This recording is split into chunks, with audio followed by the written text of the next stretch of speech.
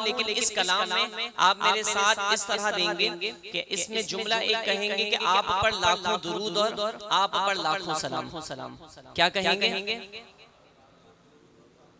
आप पर लाखों सलाम। आला हज़रत अलैहिर्रहमा फरमाते हैं कि नबी अलैहिस्सलातु वस्सलाम से पहले हज़रत ईसा अलैहिस्सलातु वस्सलाम भी तशरीफ ला चुके हैं ना, और फिर उनको आसमानों पर उठा लिया। लेकिन ईसा अलैहिस्सलाम का ये मौजज़ा था, आपके लबे मुबारक में अल्लाह ने ऐसी जान बख्शी रखी थी कि आप मुर्दे को जाकर कहते कुम बिइज़्निल्लाह, खड़े हो जा अल्लाह के हुक्म से, तो वो जिंदा होकर खड़ा हो जाता था। तो आला हज़रत फरमाते हैं ईसा अलैहिस्सलाम का मौजज़ा था ना, तो फरमाते हैं कि मुर्दे का जिंदा हो जाना ये तो मौजज़ा है।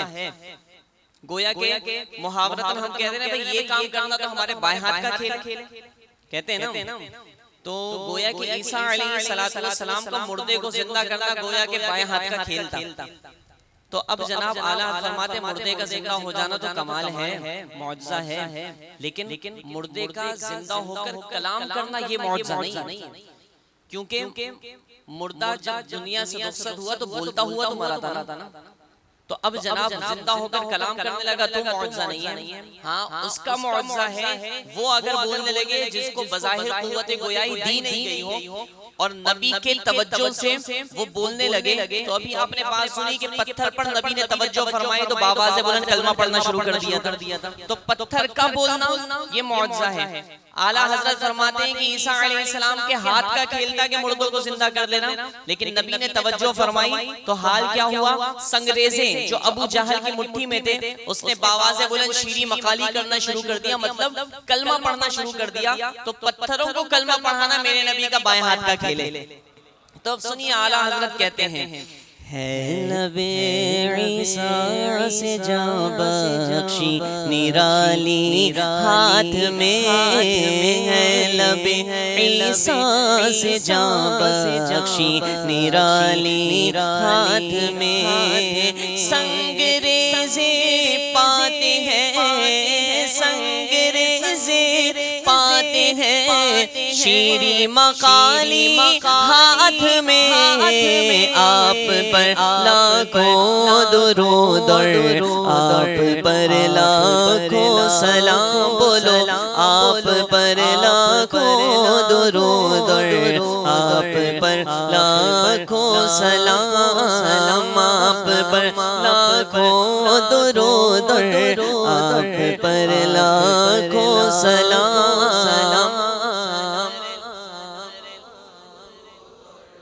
आप पर लाखों सलाम। कह दीजिए सुभान अल्लाह। अच्छा, आपसे सवाल है, ये बताइए कि अगर जब हमें प्यास लगती है तो पानी हमारे पास आता है या हम पानी के पास जाते हैं? हम पानी के पास जाते हैं। लेकिन नबी अलैहिस्सलातु वस्सलाम का जुदो करम का दरिया ऐसा है कि हुजूर ढूंढते हैं कि मेरा गुलाम प्यासा कहाँ है, मैं खुद जाकर उसको सैराब कर दूं। अब बताइए अगर ऐसा हो, नबी अलैहिस्सलातु वस्सलाम की तमन्ना ख्वाहिश भी ऐसी और हुजूर को इख्तियार भी हो कि वो जाकर प्यासे की प्यास बुझाएं। अब बताइए अगर कोई उम्मती हुजूर की बारगाह में इस्तिगासा करे कि हुजूर मेरी प्यास बुझाइए, तो इसमें कोई अजब बात है, कोई बड़ी बात है हुजूर के लिए कि हुजूर जामे कौसर की प्याली भरकर उसके हाथ में दे दें? कोई क्या कमाल है हुजूर अलैहिस्सलाम के लिए? हुजूर के लिए कोई बड़ी बात थोड़ी है ये, हुजूर तो इससे बड़े बड़े मौजज़ात कर सकते हैं। तो अब जनाब आला हज़रत फरमाते हैं कि जब मामला ये हो कि हुजूर सल्लल्लाहु अलैहि वसल्लम खुद जोया हो, खुद चाहते हो कि मेरा गुलाम कहाँ है प्यासा, मैं उसकी प्यास बुझाऊं, तो फिर अब ऐसी सूरत में प्याली उड़कर जाम की खुद हाथ में आ जाए तो ये हुजूर के लिए क्या बड़ी बात है। आला हज़रत फरमाते हैं, समात कीजिए दिल के कानों से, कहते हैं जूद शाहे कौसर अपने प्यासों का जोया है, जूद शाहे कौसर अपने प्यासों का जोया है तो क्या अजब उड़कर जो आ जाए पियाली हाथ में, क्या अजब उड़कर जो आ जाए पियाली हाथ में। कह दीजिए सुभान अल्लाह। ये शेर सुनाता हूँ तो मुझे एक वाकया याद आता था जो हमने क़िबला अमीरुल मुजाहिदीन अल्लामा खादिम हुसैन रिज़वी अलैहि रहमा से सुना था।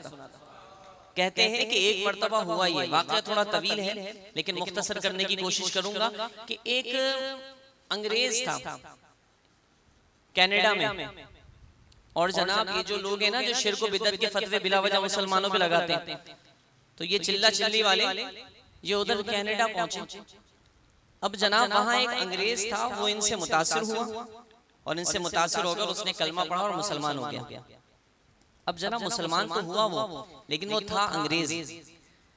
अंग्रेज जो भी काम करते हैं तो इन्वेस्टिगेशन भी तो करते हैं ना, तो इस्लाम के बारे में बड़ी तहकीक की हुई थी उसने, और उसने कुरान में एक वाक़या पढ़ा था जो कि हज़रत सुलेमान अलैहिस्सलातु वस्सलाम से मुताल्लिक़ है, कि जब मलका बिल्कीस हज़रत सुलेमान अलैहिस्सलाम से मुलाकात करने के लिए आ रही थी, तो हज़रत सुलेमान अलैहिस्सलाम ने अपने दरबारियों से कहा कि कौन है कि वो जो मलका बिल्कीस हमारे घर आए, हमारे दरबार में आए, तो मैं चाहता हूँ कि वो उसी तख्त पर बैठे कि जिस तख्त पर वो अपने दरबार में बैठकर फैसले किया करती हैं। लेकिन मलका बिल्कीस आने ही वाली थी, और वो तख्त कितनी दूर था, उस वक्त के दौर में 6 महीने जाने का सफर था और 6 महीने आने का सफर था, और वो तख्त 7 तालों में 7 दरवाजों में बंद था, और हर दरवाजे पे पहरेदार खड़े थे, और वो 40 हाथ लंबा 80 हाथ चौड़ा था, उसमें हीरे जवाहिरात लगे हुए थे। हजरत सुलेमान अलैहिस्सलाम ने कहा कि कौन लेकर आएगा। सुलेमान अलैहिस्सलाम की नशिश फजर के बाद लगती थी और ज़ोहर के बाद बर्खास्त होती थी। एक शख्स ने कहा कि मैं लेकर आऊंगा। कहा कितनी देर में? कहा कि आपकी नशिश बर्खास्त होने से पहले पहले वो तख्त लाकर मैं आपकी खिदमत में पेश कर दूंगा। बात तो कमाल की है ना। 6 महीने जाने का सफर है, 6 महीने आने का सफर है, ज़ोहर से पहले पहले नशिश बर्खास्त होने से पहले वो तख्त ला दूंगा। तो कहा कि नहीं नहीं, मुझे इससे भी पहले चाहिए। तो आसिफ बिन बरखिया जो सुलेमान अलैहिस्सलाम की उम्मत के वली थे, उन्होंने कहा कि मैं लेकर आऊंगा। कहा कितनी देर पहले, कितनी देर में लेकर आओगे? तो कहा कि आपकी पलक झपकने से पहले वो तख्त आपके सामने पेश कर दूंगा। पलक झपकने से पहले। तो वो अंग्रेज जो था उसने ये पूछा कि ये बताओ लोगों, वो जो ईमान जिसकी वजह से लेकर आए थे, कलमा उन लोगों से मुतासिर होकर पढ़ा, तो उनसे पूछा कि ये बताओ कि वो आसिफ बिन बरखिया इतनी जल्दी तख्त लेकर कैसे आ गए? इतना मुद्दतों वाला सफर, और पलक झपकने से पहले वो तख्त सुलेमान की खिदमत में पेश कैसे कर दिया? अब वो जवाब कैसे देते? वो तो खुद औलिया किराम की करामतों के मुनकिर। तो उन्होंने कहा कि वो आए बाएं शाएं करने लगे, लेकिन उसके जहन में ये सवाल घूम रहा था। अब जनाब उसको लेकर आए पाकिस्तान घुमाया, मज़ार क़ायद दिखाया और सारी जगह दिखाई, बादशाही मस्जिद दिखाई, और फिर लाहौर आए। लाहौर आए तो दाता साहब के दरबार के सामने से गुजरने लगे, तो देखा तो दाता साहब के दरबार से नूर की किरणें निकल रही हैं, जगमगा रहा है। तो पूछा कि भाई ये क्या है?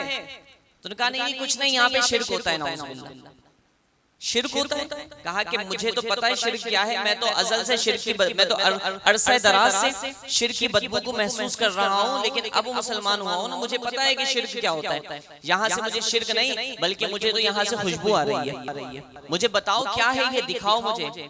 अब जनाब मरता क्या ना करता वो होता है ना कि जनाब हमारे यहाँ कि भाई अगर कोई पार्टी हो तो वो हाथ से जानी नहीं चाहिए, हाथ से जानी नहीं चाहिए। हाथ से चली गई तो फिर मसला होगा। तो अब जनाब कहा कि अगर इसको नहीं दिखाएंगे तो यह हाथ से चला जाएगा। तो अब जनाब लेकर आए दाता दरबार में लेकर आए। तो जैसे ही वो दाखिल हुआ अंदर, तो एक बुजुर्ग बैठे हुए थे, और जैसे ही वो बुजुर्ग के सामने गया तो बुजुर्ग ने उनको बैठाया, सलाम किया, मुसाफा हुआ, और बुजुर्ग ने पूछा कि हाँ भाई क्या पियोगे, ठंडा पियोगे या गरम? उसके जहन में वो सवाल घूम रहा था कि आसिफ बिन बरखिया तख्त लेकर कैसे आए। जहन में ये सवाल घूम रहा था, और जबान से ये कहा कि गरम पिला दे। बुजुर्ग ने यूं हाथ घुमाया और चाय की प्याली लाकर उसके सामने पेश कर दी। उसने वो चाय की प्याली देखी तो चाय क्या पीता, वो बेहोश होकर गिर गया। अब जब उठाना तो बुजुर्ग गायब। इन लोगों से पूछा चिल्ला चिल्ली वालों से कि भाई वो बुजुर्ग कहाँ हैं? कहा कि बुजुर्ग तो चले गए। क्या हुआ? कहा कि बदबख्तों, मैं तुमसे पूछ रहा था ना कि आसिफ बिन बरखिया तख्त कैसे लेकर आए। जब इन बुजुर्ग के पास आए, उन्होंने पूछा कि ठंडा पियोगे या गरम, तो मैंने ये कहा तो गरम पीऊंगा, लेकिन दिमाग में वो सवाल गर्दिश कर रहा था। इन्होंने जवाब दिया तो ठंडा पिलाया नहीं, गरम पिलाया, और वो घुमाकर जो प्याली पेश की ना, तो वो प्याली वही प्याली थी कि जिसमें मैं कनाडा में अपने घर में बैठकर चाय पीता था। और फिर जवाब दिया कि जिस तरीके से ये प्याली कनाडा से यहाँ पर आ गई, इसी तरीके से वो तख्ती आसिम बिन बरखिया ने पेश फरमा दिया था। तो जनाब अब सुनिए ये शेर, जूद शाहे कौसर अपने प्यासों का जोया है अब, जूद शाहे कौसर अपने प्यासों का जोया है अब, क्या अजब उड़कर जो आ जाए पियाली हाथ में, क्या अजब उड़कर जो आ जाए पियाली हाथ में। कह दीजिए सुभान अल्लाह, बाबा से बुलंद कह दीजिए सुभान अल्लाह। नबी अलैहिस्सलातु वस्सलाम के हाथ जो बज़ाहिर खाली हैं, लेकिन ये बज़ाहिर खाली है, हकीकत में इनमें वो कुछ है कि हमारा तसव्वुर भी नहीं है।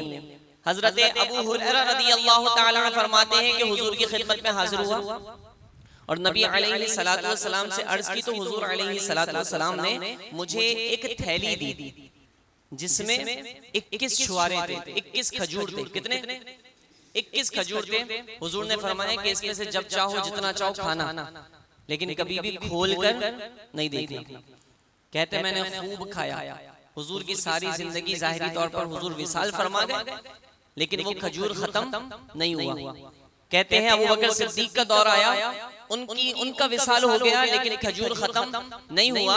हजरत उमर फारूक रज़ियल्लाहु ताला का दौर आया, उस्मान गनी रज़ियल्लाहु ताला के दौर में जब फितना बर्पा हुआ, तो फिर वो थैली मुझसे किसी ने छीन कर उसको खोल दी, और जब खोली तो देखा वही खजूर जो 21 हुजूर ने अता फरमाए थे उस थैली में मौजूद थे।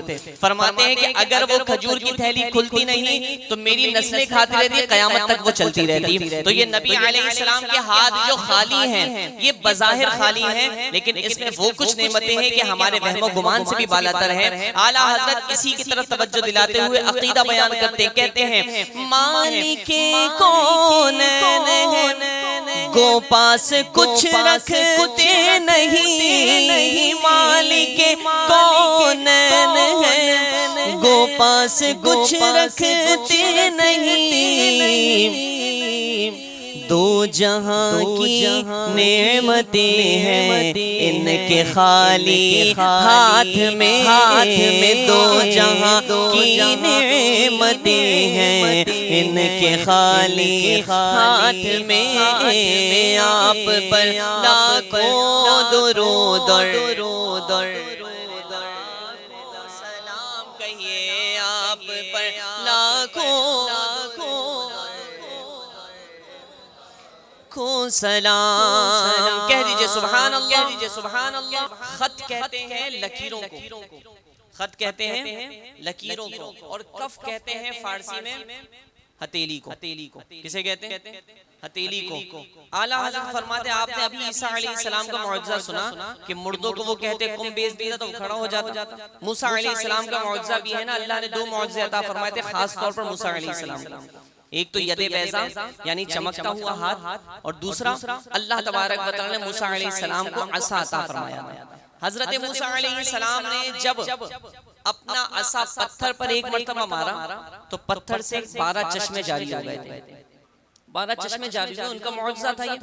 लेकिन चश्मे जारी हो सकते हैं आज भी और होते हैं, कहां से? पत्थर से। पत्थर से चश्मे जारी हो सकते हैं, लेकिन उंगली से चश्मे जारी नहीं होते।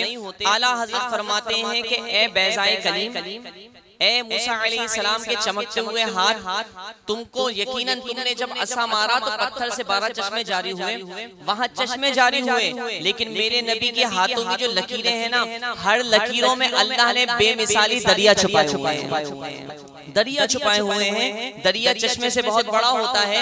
तो अब सुनिए आला हजरत कहते हैं, हर खते कफ है यहाँ ए दस्ते बैज़ाए कलीम, हर खते कफ है यहाँ ए दस्ते बैज़ाए कलीम, मौजज़न दरियाए नूरे बेमिसाली हाथ में, मौजज़न दरियाए नूरे बेमिसाली हाथ में, आप पर लाखों दुरूद और सलाम आप पर लाखों दुरूद आप पर लाखों सलाम। कह दीजिए सुभान अल्लाह। हासिल कलाम शेर भी है और पांचवा शेर भी है। कह दीजिए सुभान अल्लाह। पांचवा शेर हासिल कलाम शेर। आला हज़रत फरमाते हैं कि बंदा ये होता है, आप भी समझते हैं इस बात को, कि जब कोई परेशान हो और कहे कि यार बड़ा तंगदस्त था, बड़ा कल्लाश था, बड़ा परेशान था, मुसीबतों में घिरा हुआ था, लेकिन यकायक हुआ कि मेरी फलां शख्स ने मेरी उंगली पकड़ ली।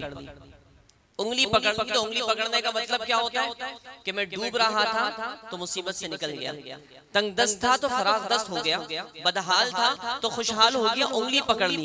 तो सोचिए दुनिया में अगर कोई किसी की उंगली पकड़ता है तो वो कामयाब हो जाता है, और जिसकी उंगली हुजूर अलैहिस्सलातु वस्सलाम पकड़े उसकी कामयाबी का आलम क्या होगा। किसकी उंगली पकड़ी? अंगुष्ठ कहते हैं उंगली को, और दस्तगीर कहते हैं पकड़ने वाले को, सहारा देने वाले को, और सिबतैन कहते हैं पोते को, नवासे को, बेटे को। हुजूर के सिबतैन कौन है? हसनैन करीमैन, इमाम हसन इमाम हुसैन। उनकी उंगली पकड़ के ही तो हुजूर ने चलना सिखाया ना।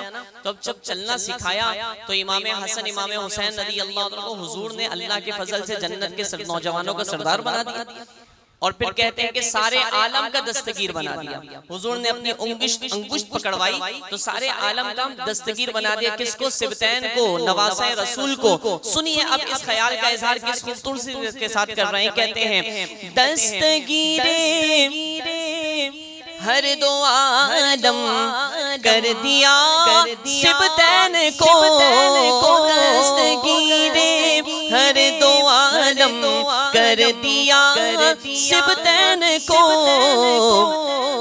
ऐ में कुर्बा जान जान अंगुष्ठ क्या ली हाथ में, ऐ में कुर्बा जान जान अंगुष्ठ क्या ली हाथ में। आप पर लाखों दुरूद आप पर लाखों सलाम, आप पर लाखों दुरूद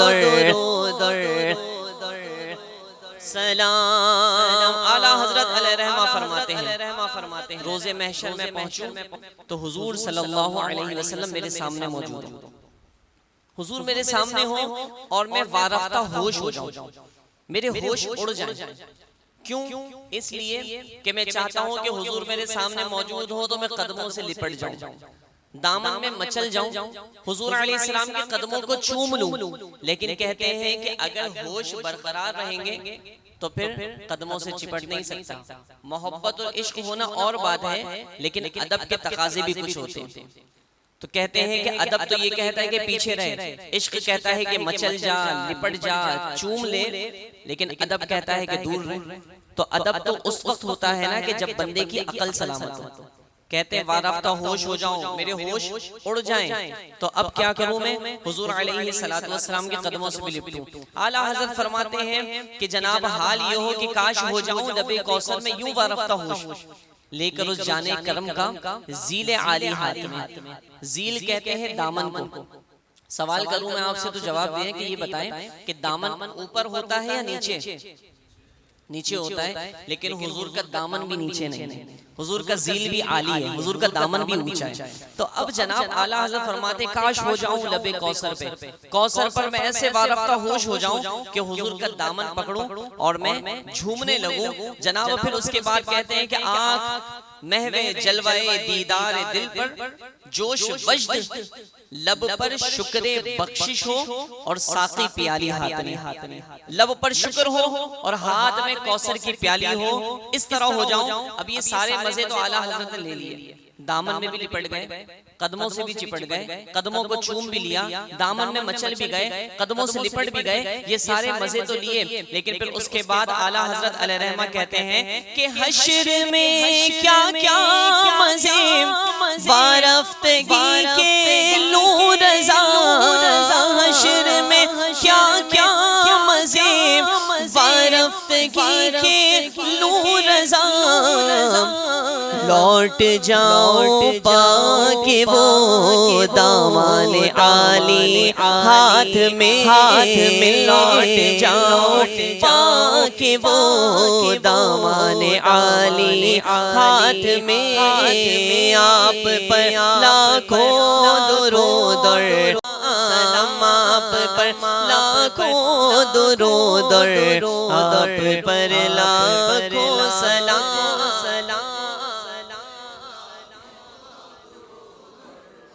आप पर लाखों सलाम आप पर लाखों दुरूद आप पर